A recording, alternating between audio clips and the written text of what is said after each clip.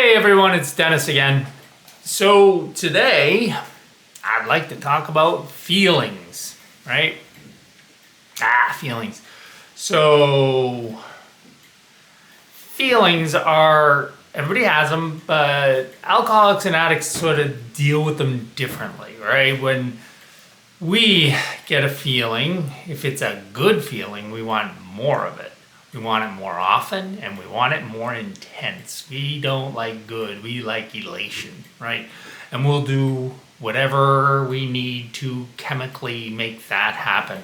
Doesn't usually work, but we think it will. And as for the bad feelings, well, we don't want them at all. So maybe if I have another drink, it'll go away, or another drug, it'll go away, and we can just keep drinking until it's gone. It doesn't really go away, but we think it does. And so we start going through life without even knowing it, doing this, right?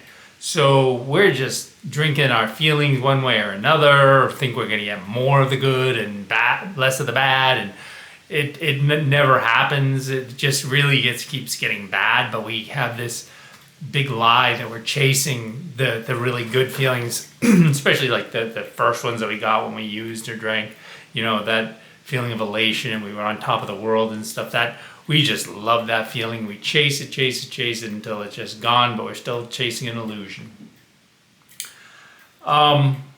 So that is how we deal with it. When you stop using, drinking, the feelings start coming more. You start feeling more because you're not trying to push them away or change them or whatever, or try to control them. They're coming at you. So in the early days of not using and drinking and not drinking, you're feeling everything. We talked about this a little bit in the pink cloud when I talked about the pink cloud. It's related to that, but feelings by themselves should be talked about, because we live in an age where feelings are actually more, I don't want to say more felt, that seems stupid, but there's just more, they call it the age of feelings, whatever you want to call it, but there is definitely a different way of how we deal with feelings now than, say, when I was, in my 20s, a long time ago. That's not necessarily good for us because, like I said, we don't deal with feelings well.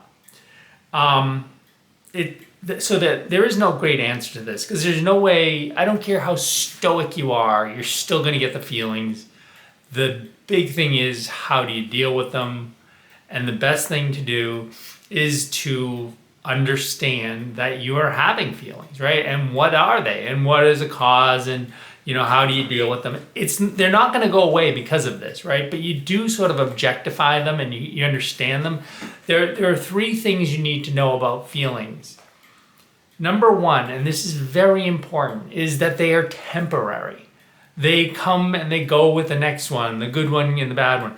And there's a big lie that, at least me, when I was drinking and I was at my worst, and believe me, the bad parts were really long and they felt like they would never ever stop. And really, that's part of what I'm going to say. So when I was feeling bad, my thinking was, it's going to be this way or worse forever. A lie, that's not true, especially if you work at it. You get to the other side. There's always another side, right? You get to the other side. And I'm going to tell you something. So yes, the bad feelings are temporary, so are the good feelings. And, as you get through the bad stuff, you go into the good stuff, then you come back to more bad stuff. It's just feelings are up and down. That's the way they're supposed to be, but you really, for us, it's important to understand their power. So the number one thing was they're temporary. The number two thing is they're almost always irrational. They're not based on logic and reason. They're just feelings. You just get them. And sometimes, you read some of the Stoics, and I love Stoics. I've been reading them since high school. But anyway, the thing about them is that, you get this idea that, okay, there's going to be a bad feeling coming and we need to be prepared for it, and this is how we're going to prepare for it, and this is how we're going to, that's not the way it works. Feelings just go boom, right? You just get it, right? You didn't expect that person to say that at that time, and or this to happen at that time. You know, I've been through some really rough feelings when I was sober. You know, I got laid off twice, and that was horrendous. My mom died in 23. I'm still actually feeling that now today. That loss has been a lingering, and it'll probably never go away. I can deal with it. I understand it, and I pray about it. So that's number one. Number two is that they're irrational. They're not based in logic. They're not based in reality. Well, they are based in reality, I guess, because they're what you're feeling. But they're not based in logic or reason.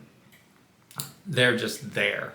And there's nothing you can do to stop them.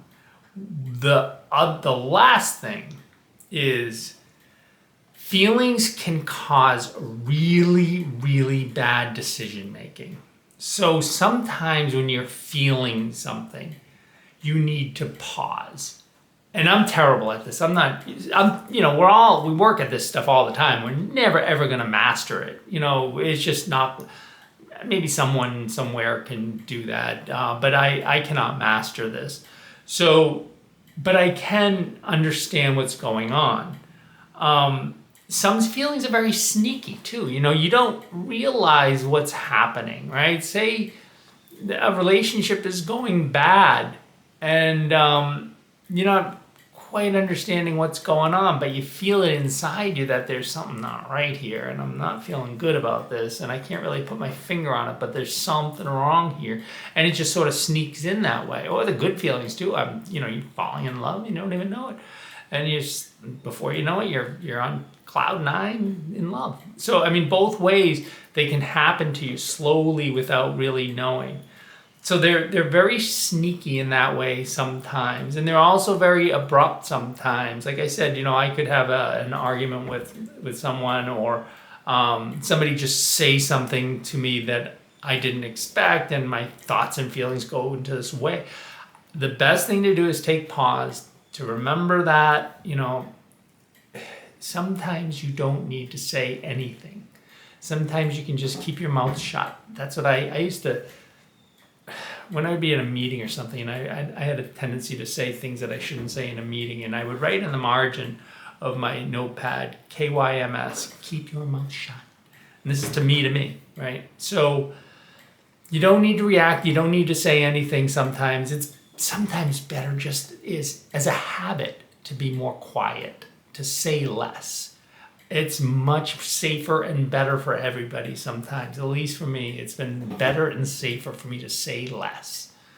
So the last part about the feelings, and this is important, is that as you go through them and you stay with a recovery group, community, people that you're comfortable with talking about, the feelings will, not for everybody, okay? Everybody's going to be a little different in this, but the feelings will level out and you'll understand them better. You'll never ever be able to rid yourself of feelings. It's just part of the human experience, and it's a very important part of the human experience. It's just for us, it's a little more tricky than other people.